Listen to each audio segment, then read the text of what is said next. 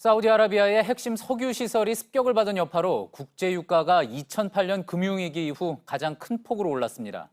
시설을 복구하는데도 상당한 시간이 걸릴 걸로 보입니다. 오일 쇼크가 올 수 있다는 전망까지 나옵니다. 김혜미 기자입니다.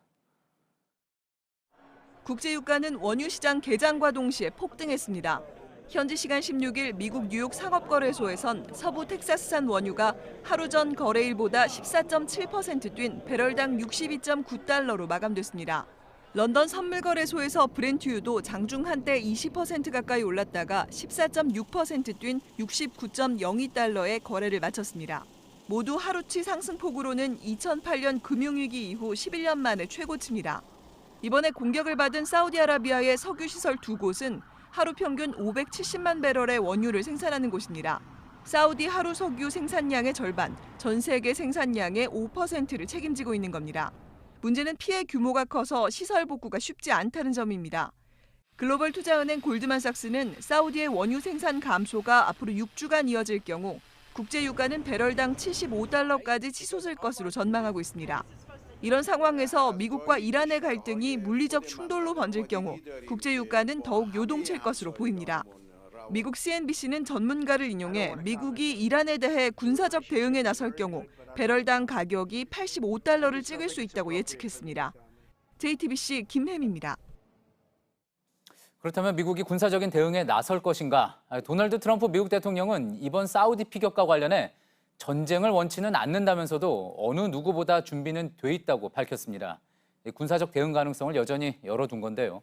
하산 루하니 이란 대통령은 예멘 국민의 정당한 방어권 행사였다고 맞섰습니다. 워싱턴에서 임종주 특파원입니다. 트럼프 대통령은 이란 책임이 확실해 보인다고 말했습니다. 그러나 단정하지는 않았습니다.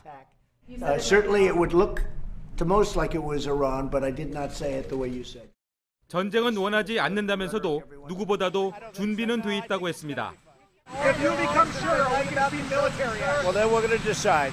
지난 6월 미군 무인기 격추 때와는 다를 것이라는 뜻도 내비쳤습니다. 당시 대이란 보복 공격으로 150명이 사망할 수 있다는 보고에 비례적이지 않다며 실행 10분 전 취소한 바 있습니다. Would this be proportionate? Is that what you're asking? I would say yes. I would say. 사우디 측은 이번 공격에 이란산 무기가 사용됐다며 이란 연루설을 시사했습니다. 로하니 이란 대통령은 예멘 반군의 자기 방어 행위라고 맞섰습니다. کاری که مردم یمن انجام میدن دفاع مشروع از خودشون هست حمله متقابل هست. 하메네이 이란 최고 지도자는 미국과의 대화는 없을 것이며 미국의 최대 압박 전략은 실패할 것이라고 말했다고 현지 언론이 전했습니다. 그러나 트럼프 대통령은 외교적 노력이 고갈됐느냐는 질문에 결코 그렇지 않다면서 지켜보자며 여지를 뒀습니다. 워싱턴에서 JTBC 임종주입니다. 상황이 이렇다 보니 미국과 이란의 이해가 정확하게 충돌하는 것이죠. 호르무즈 해협의 긴장감은 갈수록 높아지고 있습니다. 이곳에 파병할 걸 대비해서 어떤 임무를 할지까지 정해놓은 우리 군의 공식 문건을 저희 취재진이 입수했습니다. 그 내용 중에는 이란 정규군과의 교전에 미리 대비하는 듯한 내용도 있었습니다. 김태영 기자입니다. 합동참모본부가 지난 6월 해군에 하달한 공문입니다. 청해부대가 호르무즈 해협으로 파병되면 맡을 임무가 사실상 규정돼 있습니다. 청해부대가 호르무즈 해협에 진입할 가능성이 크다면서 이곳을 오가는 우리 선박을 보호하고 유사시엔 이란 등에 거주하는 재외국민의 철수를 지원해야 한다고 돼 있는 겁니다.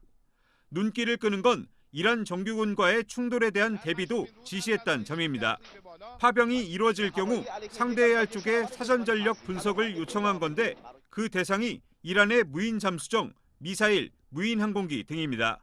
합참에서도 이란 정규군이 청해부대의 위험 요소가 될 걸로 본 겁니다. 이런 분석을 근거로 지난달 청해부대와 교대하기 위해 한국을 떠난 강감찬함은 대잠수함 전력을 강화하고 무인 항공기 공격에 대비한 훈련도 미리 실시했습니다. 다만 합참 관계자는 이미 수집된 정보를 기반으로 해당 지역의 안보 상황 전반을 확인해보자는 지시였다고 해명했습니다. 이런 가운데 미국 ABC는 사우디아라비아 석유시설 공격에 이란의 순항미사일이 동원됐을 것이란 분석을 내놨습니다. JTBC 김태영입니다.